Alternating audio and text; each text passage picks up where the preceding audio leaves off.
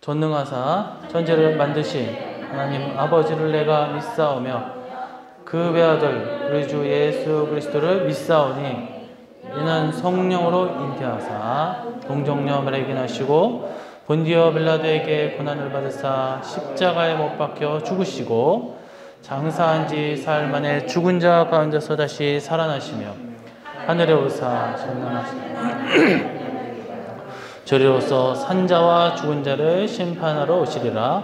성령을 믿사오며 거룩한 공회와 정죄가 서로부터 한 것과 죄를 사여 주시는 것과 몸이 다해 사는 것과 영원히 사는 것을 믿사옵나이다.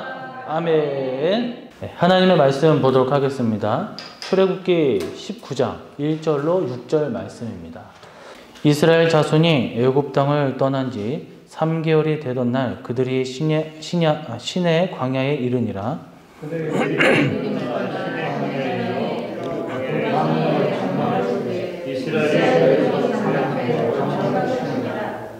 모세가 하나님 앞에 올라가니 여호와께서 산에서 그를 불러 말씀하시되 너는 이같이 야곱의 집에 말하고 이스라엘 자손들에게 말하라.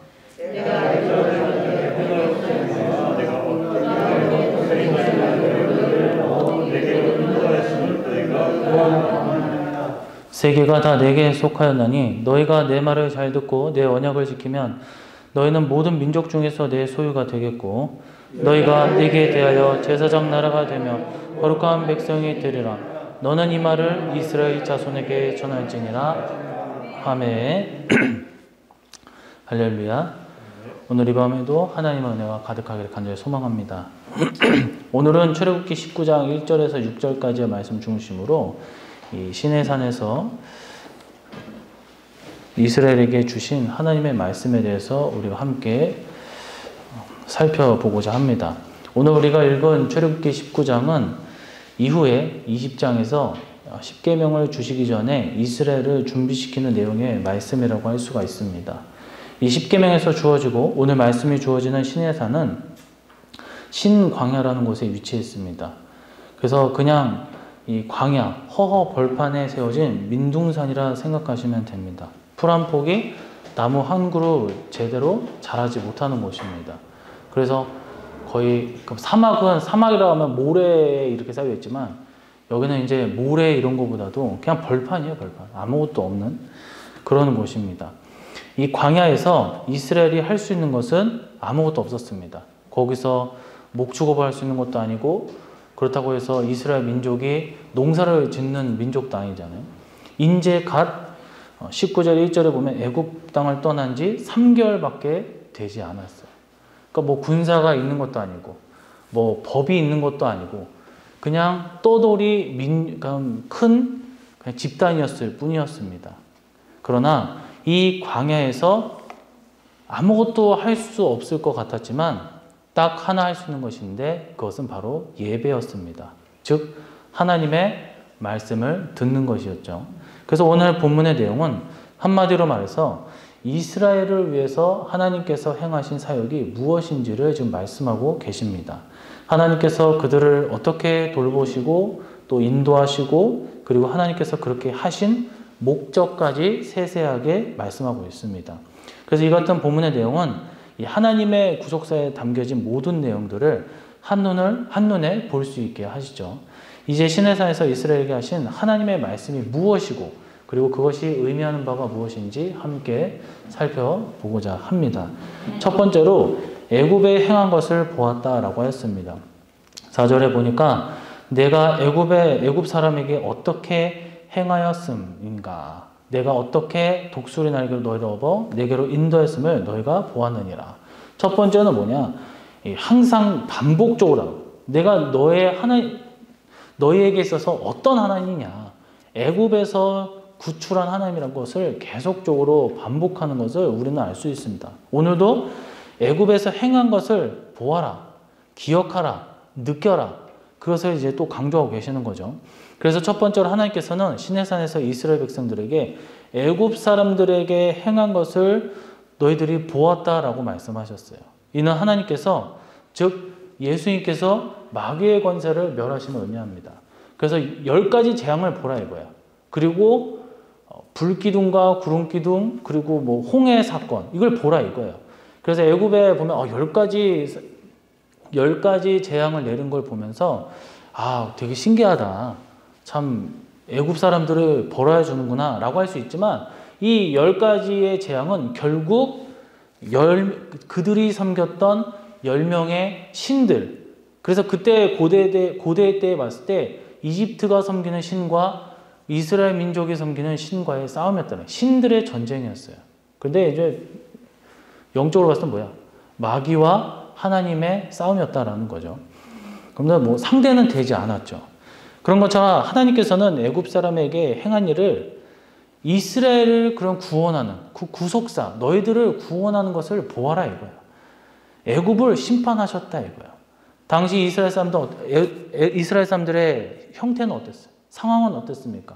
애굽 사람들의 압제에서 노예로 전락하고 학대와 악행을 자행했습니다.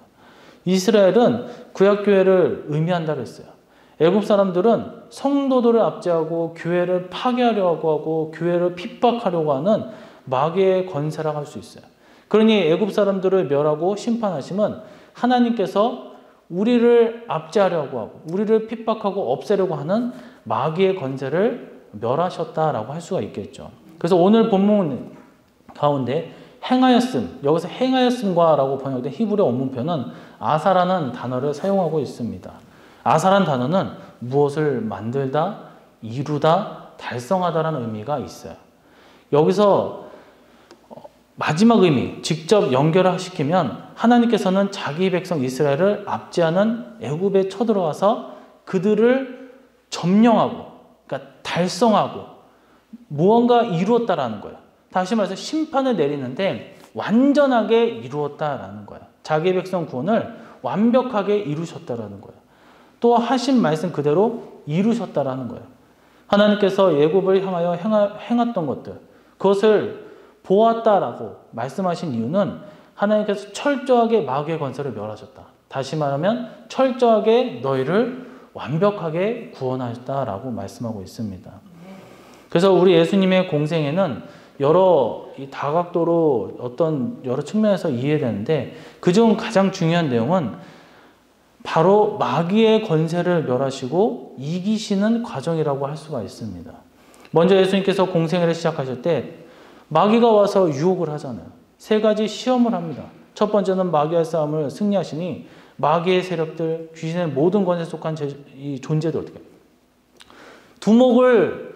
예수님이 두목을 딱 치니까 그 다음부터 밑에 있는 졸개들은 아무 상대가 되지 않잖아요. 예수님 앞에 두려움에 떨면서 도망친다라는 거예요. 왜 자꾸 우리를 괴롭히십니까? 하면서 나가라니까 다 도망간다 이거예요. 이 같은 마귀를 향하는 싸움의 최종적인 승리는 십자가에서 이루어졌다라는 거예요. 십자가는 매우 상징적인 의미를 갖고 있어요. 십자가는 골고다라는 곳에 세워져 있었어요. 골고다는 해골이라는 의미를 갖고 있습니다. 그러니까 해골의 정수리 위에다가 십자가를 꽂아버린 거예요. 십자가를 꽂고 거기에 생명의 피를 흘려주시니까 부활을 하셨다라는 거예요. 마귀는 사망으로 사람들을 위협하고 괴롭히고 압제하고 찍어 누르지만 예수님께서는 그 십자가를 통해서 죽음을 정복하시고 승리하심으로 마귀의 권세에 대해서 최후 승리를 이루셨다라는 거예요.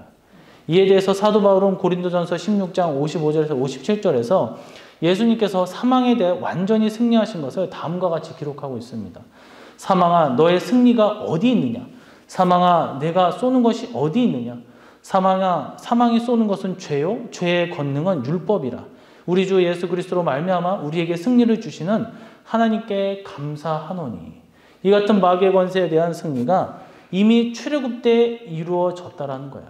이스라엘을 괴롭게 하고 심지어 죽음으로 몰아넣어 애굽 사람들에 대해서 하나님께서 심판하시고 이스라엘로 하여금 최후 승리에 이르게 하시는 역사를 하나님께서는 이루셨다라는 거예요. 과학 용어이기도 하고 의학적 용어이기도 한 엔트로피 그리고 신트로피라는 말이 있습니다.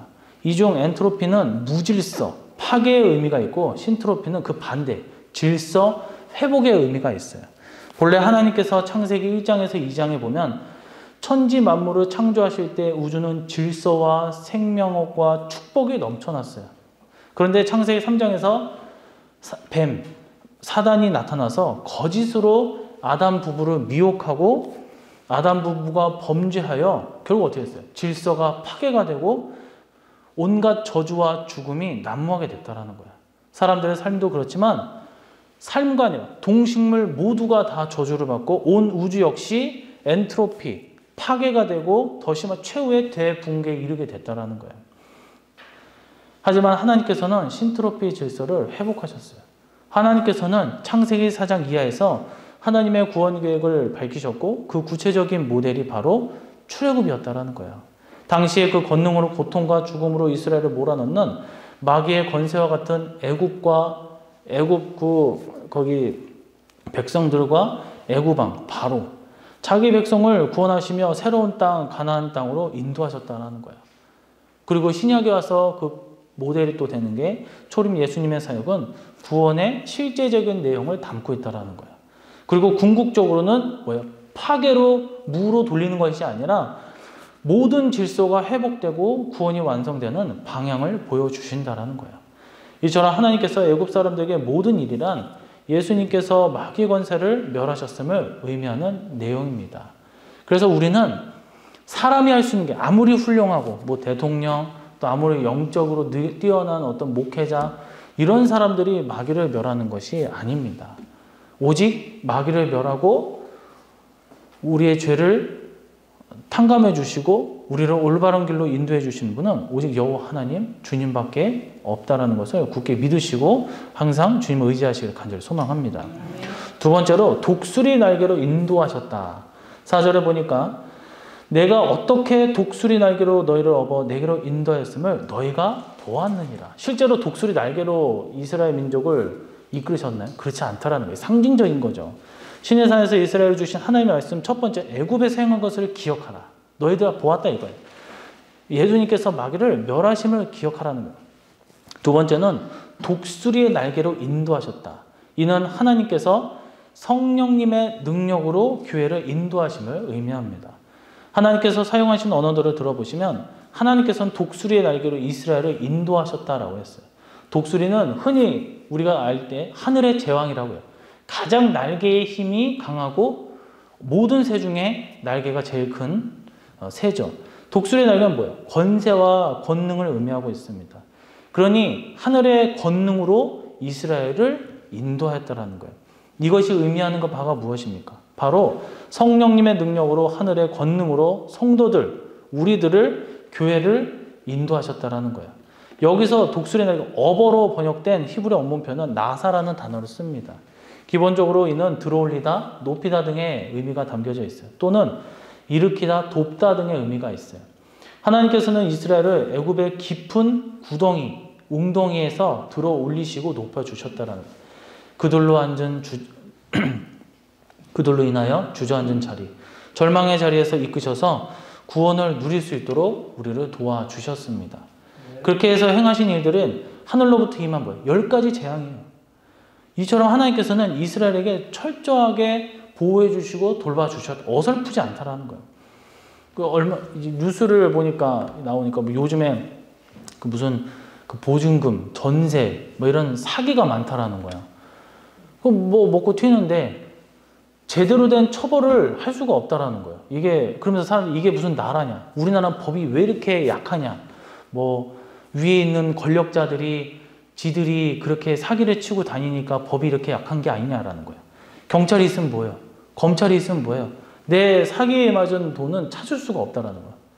뭐 들어가서 사기를 치면 뭐 50년, 뭐 100년을 그렇게 선고하는 것도 아니고 단순히 보면 뭐 집행유예, 변호사 고용하면 집행유예, 뭐 1년 징역 살고 그러면 1년 징역 살고 수십억 내가 챙기면은 누가 더 이득입니까? 세상은 그렇다라는 거야. 그러나 하나님은 그렇지 않다라는 거야. 공의의 하나님은 철저하다라는 거야. 내가 심판하면 철저하게 심판하는 거고, 내가 보호해주면 철저하게 보호해 주시고 책임져 주신다라는 거예요. 이스라엘 민족만 그렇다는 것이 아닙니다. 오늘날 우리에게도 마찬가지예요. 보호해 주신다라고 했으면 철저하게 하나님께서 성령님의 능력으로 교회를 이끄시고 돌봐주심을 우리 믿으시기를 간절히 소망합니다.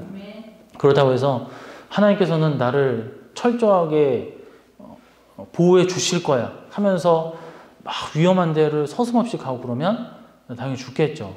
가끔 물론 이제 선교사님 중에 난 죽음을 각오하고 가겠다라고 해서 그들에게 복음을 전파하다가 죽으면 그것도 순교라고 할 수가 있지만 어설픈 마음에 갔다가 두려워가지고 도망치고 그러놓고 이제 그건 하나님의 뜻이 아니었겠죠.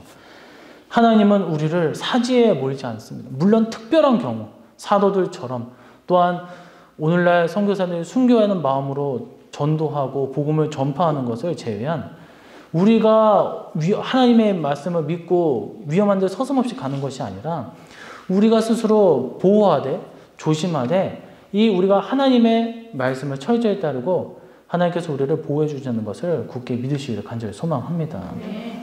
그래서 초대교회의 모습을 잠시 떠올리면 그들은 어떻게 했어요? 그 복음을 받아들이고 미쳤다라는 거야. 십자가의 죽음, 부활을 체험했어요. 그러나 사명을 감당할 수는 없었다라는 거야. 여전히 무기력한 상태였다라는 거야. 그러나 그들이 담대하게 예수님을 증거하고 미칠 수 있었던 것, 목숨을 내놓을 수 있었던 것은 예수님을 죽은 자 가운데서 부활하게 하신 이 성령님의 그 능력을 통해서였다라는 거예요. 로마서 1장 4절에 보니까 성결의 영으로는 죽은 자들 가운데서 부활하사 그 능력으로 하나님의 아들로 선포되셨으니 곧 우리 주 예수 그리스도시니라. 즉 성령님께서는 예수님을 부활하게 하셨을 뿐만 아니라 성도들, 교회로 하여금 능력 있게 하신다라는 거예요. 예수님의 생명을 누리게 하신다라는 거예요. 또한 다른 한편 복음서 중 요한복음을 보면 하나님께서 예수님께서 성령님을 한량없이 부어주셨다라고 했어요. 요한복음 3장 34절에 보면 하나님이 보내신 이는 하나님의 말씀을 안 하니 이는 하나님의 성령을 한량없이 주심이니라. 여기서 하나님이 보내신 이는 바로 예수님을 의미한다는 거예요. 하나님께서는 예수님을 세상에 보내시고 성령님으로 충만하게 하셨다는 거예요. 마찬가지로 하나님께서는 성도들, 교회를 통해서 하나님의 일을 하시기를 원하십니다. 그래서 그들을 구원하셨을 뿐만 아니라 성령님으로 충만하게 하셨다는 거예요.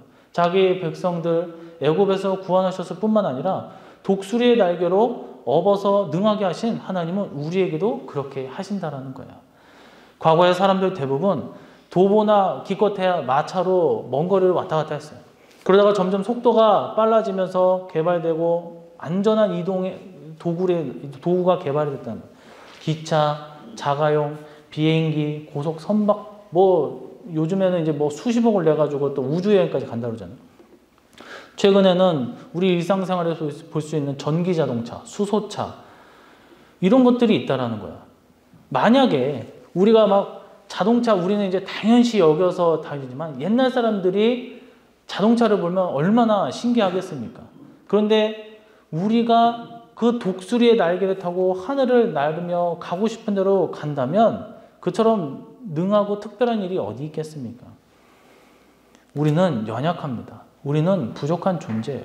하지만 하나님께서 성령님을 보내주시고 그 능력을 우리에게 허락해 주셨습니다. 그래서 우리로 하여금 온전한 구원의 삶을 살 수 있도록 이끌어 주신다는 거예요. 이것이 독수리의 날개로 이스라엘을 인도하셨다라는 것입니다. 성령님의 그 인도하심을 우리는 철저하게 믿으시기를 간절히 소망합니다. 세 번째로 제사장의 나라가 되게 하셨다. 6절에 보니까 너희가 내게 대하여 제사장 나라가 되며 거룩한 백성이 되리라. 너는 이 말을 이스라엘 자손에게 전할지니라. 시내산에서 첫 번째 벌써 애굽에서 행한 것을 보아라. 기억하라. 두 번째로는 독수리의 날개로 인도하셨다. 이것은 성령님의 능력으로 교회를 인도하신다는 거예요. 세 번째로는 제사장의 나라가 되게 하신다. 이는 이스라엘로 오로지 하나님만 예배하는 거룩한 백성으로 삼겠다라는 거예요. 오늘 본문 가운데 거룩한으로 번역된 히브리어 원문 표현은 카도신이라는 단어를 쓰는데 하나님과 관계한, 오직 연결되었다라는 거야. 또 카도시는 성도라는 의미가 있어요. 하나님께 예배하는 교회, 성소처럼 이스라엘을 세우시겠다라는 거예요. 그러니까 구약교회로 만들겠다라는 거예요. 다른 한편 이 단어는 고기한이라는 순결하는 의미가 있어요. 하나님께서 구원하시고 붙드시고 거룩하게 하시니 이보다 더 고귀한 자가 어디 있냐라는 거예요.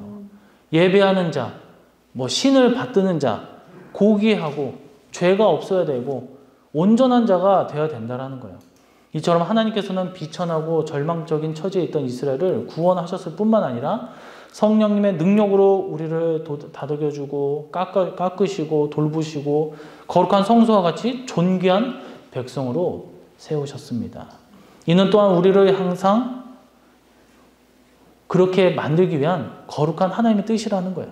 우리 모두를 존귀하게, 거룩하게 하나님의 백성으로, 예수님의 신부로 지극히 아름답게 세워주실 것을 나타내고 있다라는 것입니다. 여기서 제사장의 나라가 되게 하신다는 표현이 나오는 것은 달리 말하면 하나님의 축복과 하나님의 그 영광에, 하나님의 그 나라에 우리가 동참하고 거할 수 있다라는 거예요. 이와 관련해 이스라엘 역사를 보면 이스라엘이 가장 형통하고 번영할 때 공통점이 그들이 뭐예요? 가장 하나님을 잘 섬길 때.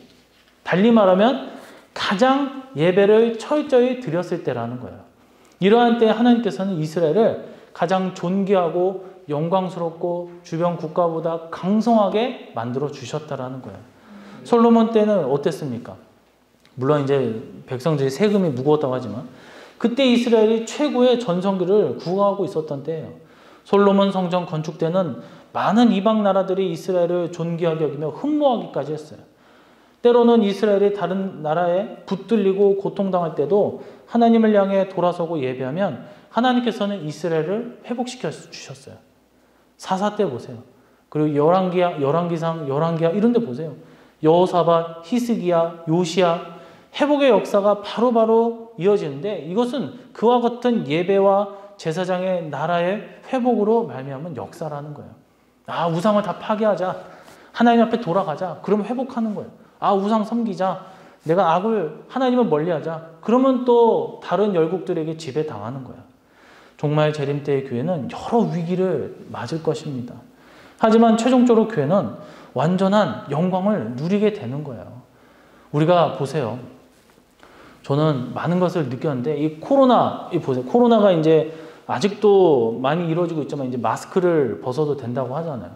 코로나로 인해서 얼마나 많은 그 신앙인들이 교회를 떠났습니까? 본인들은 떠났다고 얘기하지 않겠죠. 교회 코로나로 인해서 합법적으로 정부에서 인정한 교회 집에서 예배를 드리는 건데 보세요.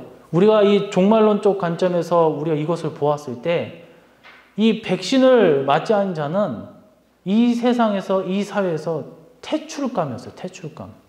지금은 그런 거 장사 식당이나 이런 걸 하시지만 백신을 맞지 않는 한때는 백신을 처음에는 권면하죠. 아, 나 안 맞을래.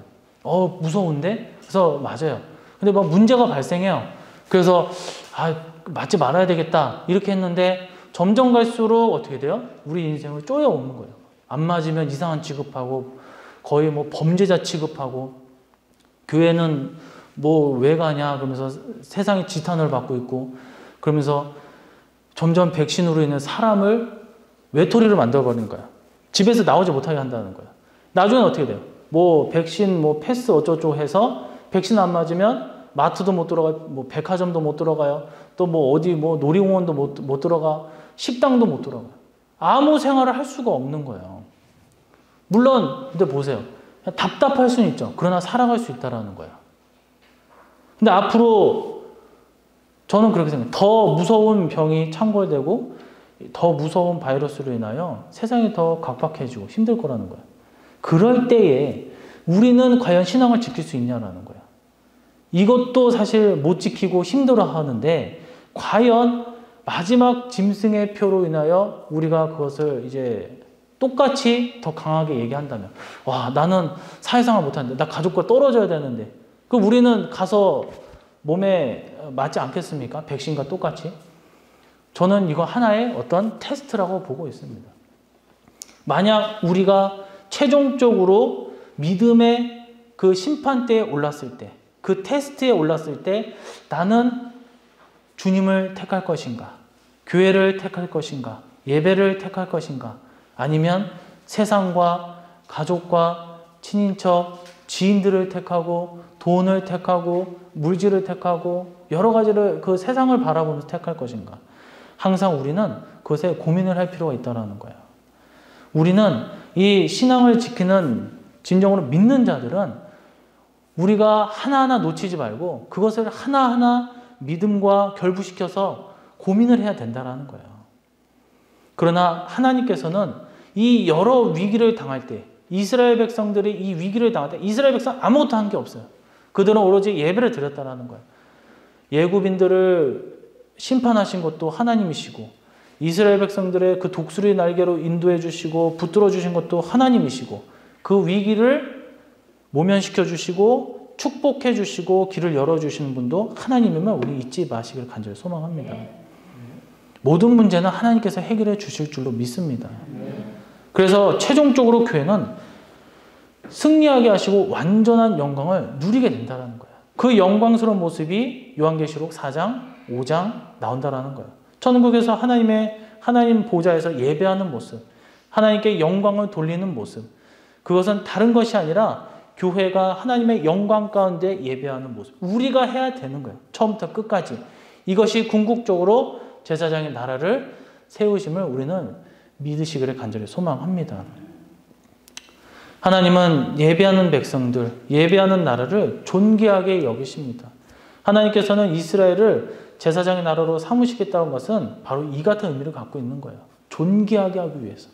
그들을 존귀하게 만드시고 완전하게 만드시기 위해라는 거예요. 말씀을 맺도록 하겠습니다. 시내산에서 이스라엘에게 주신 하나님의 말씀은 이스라엘의 과거와 현재, 미래를 아우르는 말씀이에요. 이스라엘 구약시대 때 끝난 것이 아니라 오늘날 우리에게도 적용하는 말씀입니다. 하나님께서 이스라엘에게 주신 말씀 첫 번째는 애굽에서 행한 것을 기억하라 했어요. 예수님께서 마귀의 권세를 멸하신다. 친히 멸하신다고 했어요. 두 번째는 독수리의 날개를 인도하신다고 했어요. 하나님께서 성령님의 능력으로 교회와 우리를 인도해 주신다고 했어요. 세 번째는 제사장의 나라가 되게 하신다고 했어요. 이스라엘로 오로지 하나님만 예배하는 백성, 즉 존귀하게 만드신다. 천국에 들어갈 만한 합당한 자로 만드신다라는 거예요. 하나님의 역사는 우리를 향한 말씀입니다. 우리를 구원하시며 우리를 인도하실 뿐만 아니라 최후 우리를 존귀케 하시고 우리를 완전하게 거룩하게 만드시는 것을 기억하시기를 소망합니다.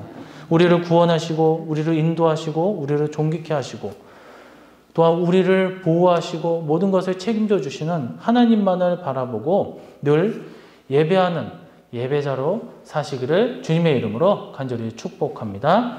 시간 다 같이 기도하도록 하겠습니다. 오늘은 시내산에서 이스라엘에게 주신 말씀의 의미에 대해서 우리가 살펴보았는데 아무것도 없는 위험에 그대로 노출되어 있던 이스라엘이 무너지지 않고 멸문을 당하지 않았던 것은 그저 하나님 앞에 예배하고 의지하며 살아갈 때에 하나님께서 전적으로 그들을 도와주시고 적을 멸해 주심을 오늘 말씀을 통해서 다시 한번 깨닫게 됩니다.